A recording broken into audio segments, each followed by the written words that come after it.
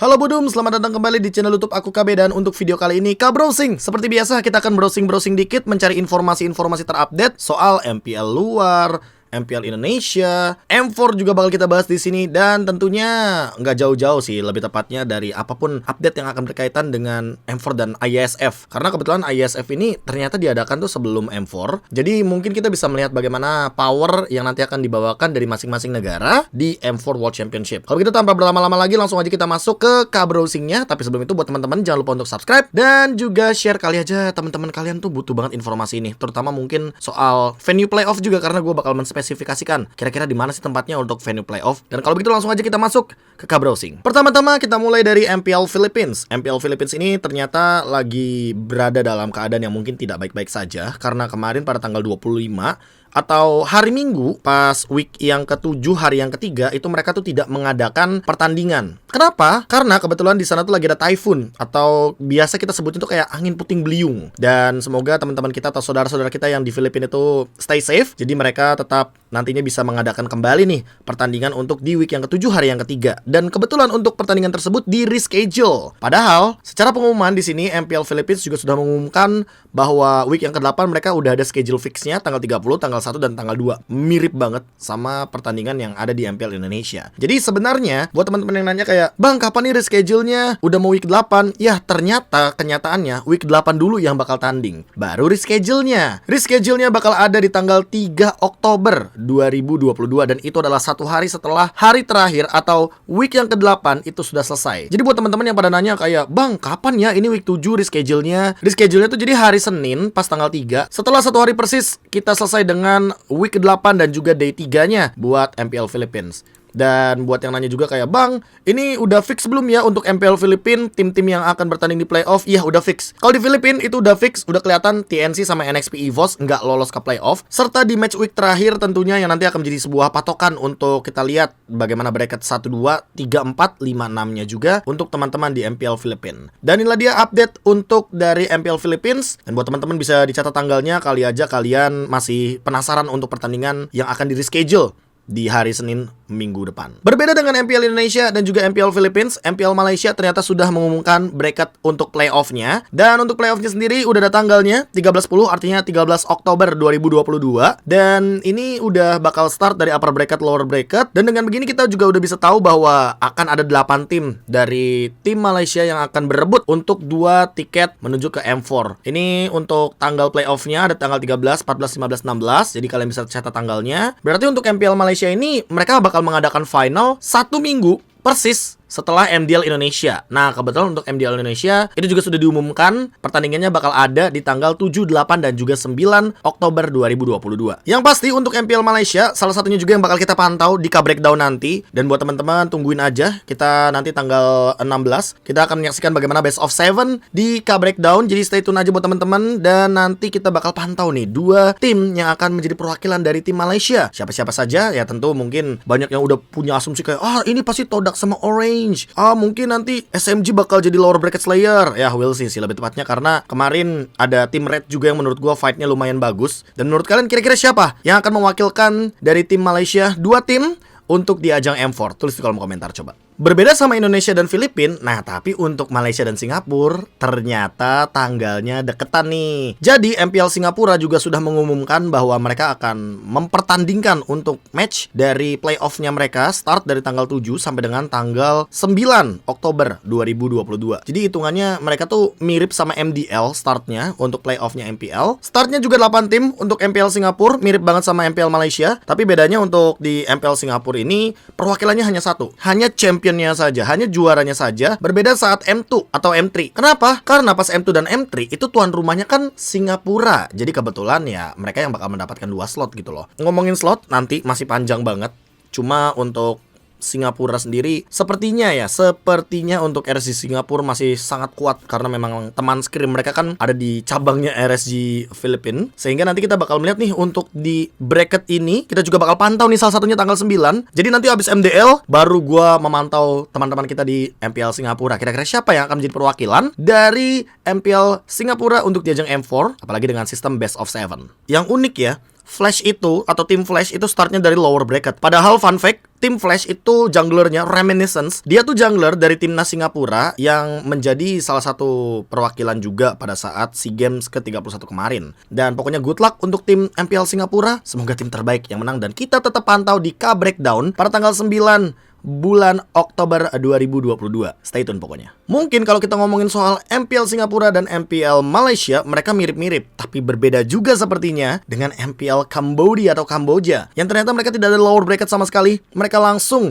single elimination, best of 5, dan nanti di grand final juga mereka akan tetap menggunakan sistem best of 5. Cukup unik karena biasanya kalau final itu rata-rata kita bakal memantau best of 7 atau menyaksikan best of 7. Tapi buat MPL Cambodia atau Kamboja, mereka itu hanya akan ada best of 5 series saja. Dan yang unik adalah tanggal pertandingan mereka. Jadi faktanya buat teman-teman yang nggak tahu, ini qualifier finalnya dimulai pada tanggal 17 sampai dengan 18 bulan September. Dan ini adalah H-2 untuk patch terbaru dari Mobile Legends Bang Bang. Sehingga ternyata semifinalnya itu adalah 14 hari setelah patch terbarunya. Ini adalah menurut gue grand final yang paling unik. Playoff bracket jadwal schedule yang paling unik karena ada liburnya untuk playoff. Jadi dari quarter finals mereka itu libur sekitar 14 harian, muncul lagi tanggal 1.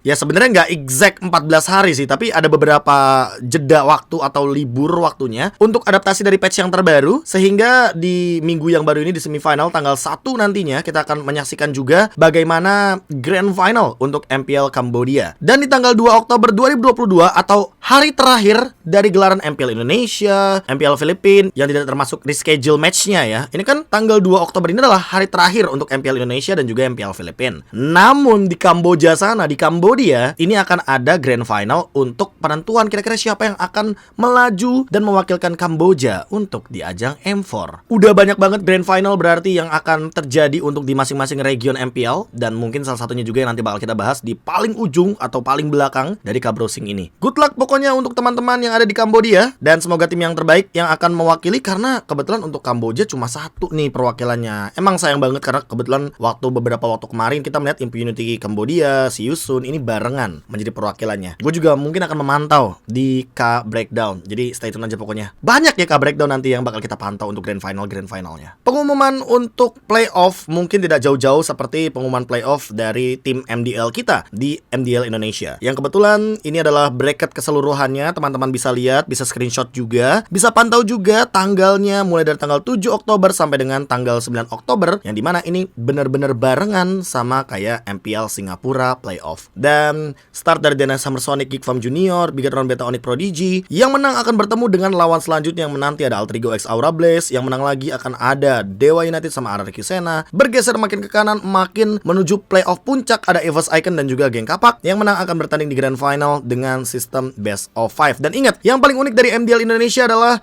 sistem global ban. Sehingga nantinya kita tidak akan melihat hero yang sama alias 25 hero yang berbeda yang akan dimainkan dari masing-masing tim. Karena kalau misalkan kita ngomongin soal global ban, itu kan global ban resetnya bakal ada kalau misalkan sistemnya best of 7. Tapi ini best of 5. Jadi tidak akan ada yang namanya reset pick. Sehingga mereka akan bertanding dengan sistem best of 5 series dan akan memunculkan 25 hero atau setidaknya 5 strat di waktu yang berbeda. Apalagi kalau misalkan emang best of 5-nya bakal dimainkan. Dan itu bakal unik banget dan kita bakal mantau bagaimana MDL ini akan berjalan. Gue juga bertugas di sana, sehingga seperti biasa ketika ada tempat gue bertugas, ya berarti yang gue pantau bakal di tempat lainnya. Let's say MPL Singapura, karena tanggalnya barengan dan gue udah janji untuk K-Breakdown. Setelah membahas banyaknya playoff yang sudah berada di region-region lain, akhirnya kita hadir di MPL Indonesia dengan minggu terakhir, dan inilah dia minggu penentu. Karena kebetulan untuk Onyx Esports mereka udah secure untuk upper bracket dan mereka sudah tidak memikirkan lagi bagaimana hasil pertandingan yang tersisa. 2 kali kalah mereka tetap upper bracket, dan mereka pun masih mencari satu tim lagi yang akan menemani mereka di upper bracket. Ya sempat kita bahas juga di beberapa video sebelumnya. Ada Alter Ego Aura Fire dan juga RRQ Hoshi. Dan juga untuk zona playoffnya masih ada tersisa 2 tim yang memang masih tanda tanya dan masih belum fix. Karena baik Rebellion Zion, EVOS Legends, Geek Farm atau Bigatron Alpha masih sama-sama memiliki kesempatan menuju ke babak playoff. Dan dengan syarat-syarat yang sempat kemarin kita bahas juga di video-video sebelumnya. Kayak misalkan kalau ngomongin playoff, Geek Farm syaratnya paling banyak. Rebellion Zion harus menang lawan Geek Farm dan harus menang lawan Aura Fire juga. EVOS Legends harus menang 2 kali maksimal, dan Big Round Alpha juga sama. Ini 4 tim harus menang sampai pada akhirnya mereka lolos ke babak playoff. Sayangnya mereka harus saling bertemu satu sama lain.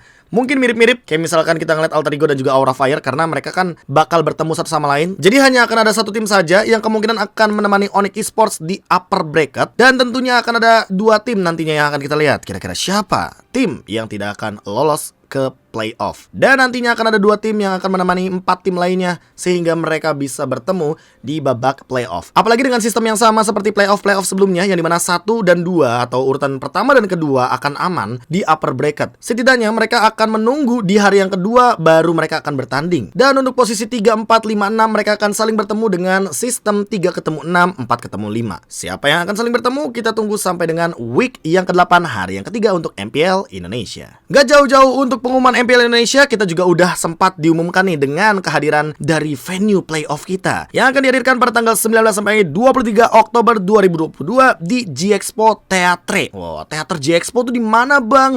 Gua nggak tahu. Harga tiketnya berapa? Oke, kita ngomongin harga tiketnya dulu kali ya. Harga tiketnya itu bisa dibeli di Blibli dengan Epic Tribun. Ini sangat terjangkau dengan harga bandelnya. Tapi gue jujur juga nggak tahu, kayak, Bang, udah habis gimana? Wah, sumpah gue nggak tahu tuh caranya gimana lagi ya. Apalagi di sini ada gambaran juga kayak stage Epic tuh di mana, stage Legend di mana, terus Mythic di mana. Ini kayaknya Mythic paling luas dan paling depan deket sama stage. Dan ini kayaknya untuk di stage-nya juga bener-bener lebih kerasa kali ya kalau nontonnya tuh dari Mythic. Dan untuk Mythic harganya nggak ada yang nyentuh 100.000 sih. Jadi kayak menurut gue masih terjangkau ya untuk harga-harga seperti ini.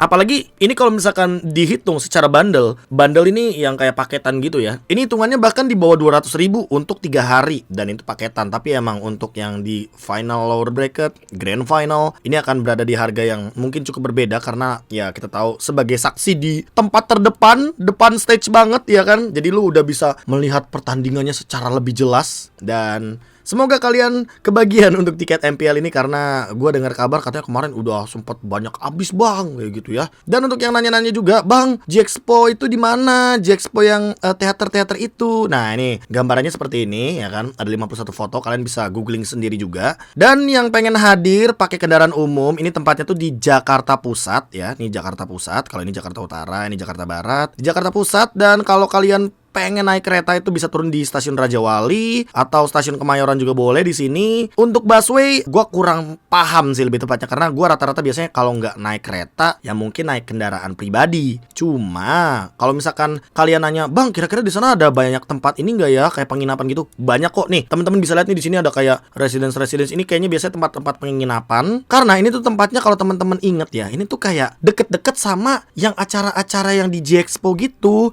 kayak PRJ, kayak MSC waktu 2018 yang diadakan di Indonesia. Itu kan di G-Expo juga, cuma bedanya kalau ini bener-bener yang ada di Center and Theater. Jadi bener-bener di depan. Dan kayaknya ini eksklusif juga. Tempatnya sih katanya luas banget. Jadi ya semoga kita bisa bertemu di sana dan menjadi saksi kira-kira siapa yang akan mewakilkan Indonesia di ajang M4. 2 tim terbaik, good luck. Gak jauh-jauh ngomongin M4, kali ini gue juga pengen ngomongin ISF yang startnya itu dari Piala Presiden Esports. Namun untuk gue pribadi, ini masih minim banget informasi soal Piala Presiden Esports, dan gue berharap nantinya gue akan lebih banyak untuk mendapatkan informasi-informasi, karena kebetulan yang baru gue dapatkan di sini adalah yang bakal dilaksanakan pada 10 Agustus dan grand finalnya pada tanggal 10 sampai dengan 13 November 2022 di Jakarta. Namun untuk qualifiernya gue tidak mendapatkan informasi sama sekali di sini. Tidak ada tanggal-tanggal informasi untuk qualifier game-game tertentu, bahkan kayak misalkan let's say PUBG, Free Fire, atau game apapun pokoknya, whatever. Kayak spesifik aja gitu loh. Mobile Legends kapan, Free Fire kapan, PUBG kapan. Jadi kita tuh mungkin bisa lebih memantau dan bisa lebih keep up sama tanggal-tanggal yang nantinya akan diadakan sama Piala Presiden Esports. Karena jujur kalau misalkan untuk kalian nanya, Bang, lu kebagian gak untuk nge-cash Piala Presiden Esports? Kebagian.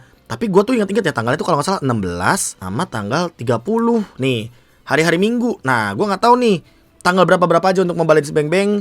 Ya kalau mungkin kalian penasaran, kalian stay tune aja mungkin di Instagram dari Piala Presiden Esports-nya itu sendiri. Dan kita akan menunggu kira-kira perwakilan dari Indonesia juga siapa nih untuk ISF World Esports Championship di Bali tahun 2022 yang akan di-start pada tanggal 30 November tahun ini dan selesai tanggal 12/12 ya. Jadi bener-bener sebelum untuk M4 World Championship.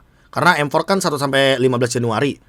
Nih, negara-negaranya di Asia banyak banget, ada Southeast Asia, West Asia, Central Asia, ada Uzbekistan, Kazakhstan juga kemarin sempat bertanding, South Asia, terus ada dari Pan Amerika, yang dimana terkait untuk South dan juga North America, ada Europe, Afrika, dan untuk pemenang atau partisipannya ini baru kelihatan di Malaysia saja. Karena kemarin Malaysia baru saja mengalahkan Myanmar, yang dimana Myanmar juga mengalahkan Filipina. Untuk Eropa, TBD atau to be discussed. Untuk Amerika, North and South-nya juga to be discussed. Untuk African atau MENA, itu juga to be discussed. Tapi yang play-ins ini nih yang menarik, karena buat teman-teman yang nanya kayak, Bang, berarti Myanmar sama Filipina udah nggak bisa join lagi dong? Tetot, kayaknya salah deh di sini. Karena play-ins ini berarti nanti bakal ada pertandingan lagi, sehingga yang dari Asia, mungkin Asia ya yang gue bilang, itu juga bakal tanding sama yang mungkin dari Europe, dari Panam Open, African Championship. Sehingga nanti untuk play-ins-nya bakal terisi oleh beberapa tim. Seperti mungkin yang kemarin sempat kita bahas, bahwa Myanmar dan juga Filipina masih memiliki kesempatan untuk berada di dalam ajang ISF 2022. Dan lagi-lagi gue akan menjawab dengan pertanyaan yang sama. Bang, kalau perwakilan dari Indonesia, siapa-siapa aja? Ya masih belum tahu, karena dari Piala Presiden Esports kita harus nunggu dulu nih kira-kira siapa 1 atau 2 tim yang akan jadi perwakilan dari IESF Indonesia. Dan tetap dengan pesan yang sama dari M4K, dari ISF, siapapun yang akan jadi perwakilan Indonesia, good luck dan lakukan yang terbaik, karena gue yakin kalian yang terbaik. Yang terakhir adalah browsingan kita soal bagaimana slot untuk M4 World Championship, yang dimana kalau misalkan dari list ini ada 16 total tim yang akan kita sebutkan satu-satu. Dari Indonesia yang mendapatkan 2 slot, Filipina mendapatkan 2 slot, Malaysia mendapatkan 2 slot, Singapura, Kamboja, MENA, Myanmar, Turki, dan juga North America akan masing-masing mendapatkan 1 slot saja. LATAM atau Latin Amerika mendapatkan 2 slot, Brazil mendapatkan 1 slot, Mekong, Thailand, Laos, dan Vietnam mendapatkan 1 slot juga. Gua jujur sangat menyayangkan beberapa pihak yang mungkin tidak bisa join ke M4 World Championship. Salah satunya mungkin seperti Jepang atau CIS, yang dimana ada Commonwealth of Independent States atau Rusia yang sempat juga menjadi salah satu representatif untuk M World Championship, yang dimana pada saat itu mungkin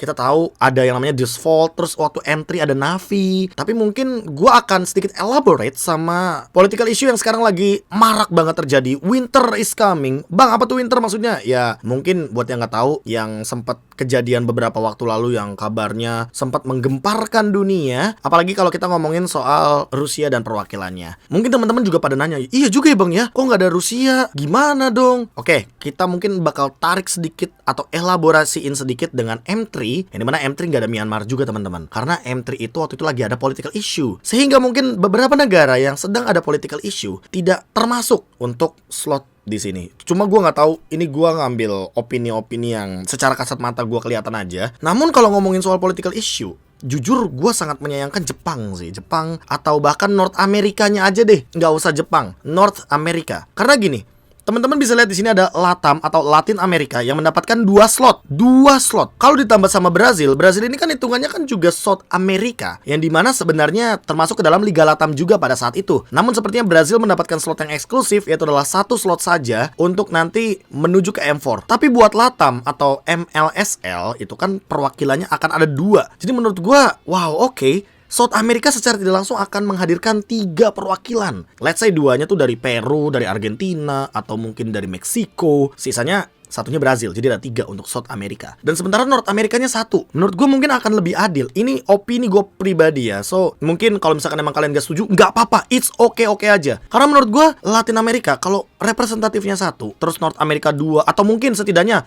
1 Europe, itu mungkin kayak bisa lebih nendang kali ya. Karena menurut gue, dengan 3 perwakilan dari South America langsung, ini mungkin gue bilangnya emang agak sedikit banyak. Tapi memang untuk di beberapa negara, let's say seperti Indonesia, Filipina, dan juga Malaysia, rata-rata juga masih pada 2. Untuk kedepannya mungkin ada sedikit saran dari gue pribadi ya. Entah nanti timnya yang dinaikin slotnya oleh Moonton untuk M5, atau mungkin nanti makin diperelit tanda kutip. Bang, misalkan kayak gimana tuh contohnya dibikin elit? Oke, Indonesia, Filipina, Malaysia, Singapura, dan juga negara Southeast Asia lainnya perwakilannya hanya 1. Tapi nanti bakal ada satu slot spesial dari MSC. Wah, kayaknya lebih oke nggak tuh? Mungkin slot Amerika juga bisa kayak gitu. Pemenang Liga Latam gabungan, karena Liga Latam kan mirip MSC ya, dan diadakan tahunan ketika season ganjil. Nanti yang menang Liga Latam juara 1 itu langsung masuk M5. Wis. Terus yang nanti MLSL yang di South Amerika sama Brazil itu masing-masing satu juga perwakilannya, sehingga mungkin terbagi rata. Tapi mungkin akan ada yang bilang kayak, nggak adil bang,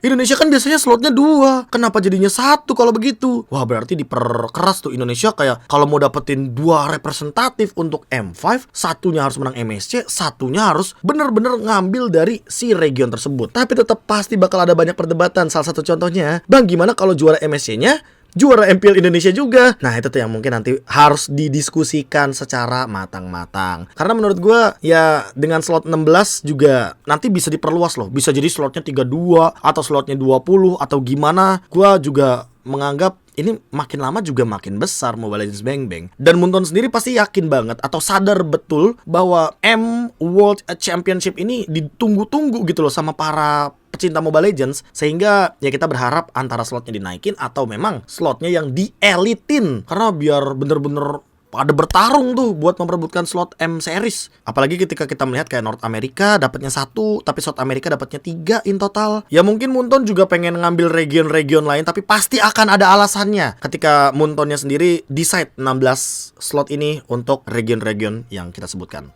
That's all berarti. Dan itulah dia sepertinya untuk Kabrowsing kali ini. Sekian dan terima kasih. Akhir kata, gua KB dan semua yang ada di video ini pure opini gua. Jadi mungkin buat teman-teman yang tidak setuju nggak apa-apa. Kalian bisa tuliskan di kolom komentar opini kalian. Debat tetap pakai adab. Dan semoga teman-teman bisa mengutarakan opini yang bisa nantinya menjadi saran untuk Mobile Legends Bang Bang ke depannya. Karena seperti biasa, link video ini bakal gue kasih ke orang Moonton. Ya, biar baca komentar ya nantinya. Kalau begitu, gue KB mohon pamit undur diri. Sampai jumpa lagi di video-video selanjutnya. Seperti kelas KB, K-Browsing, atau bahkan K-Breakdown. Ya, atau mungkin video-video baru lainnya. Entah gue pengen mukbang atau ngevlog. Petualangan KB contohnya. Intinya jangan lupa bahagia. Dan dadah. Sampai jumpa lagi di kesempatan yang lain.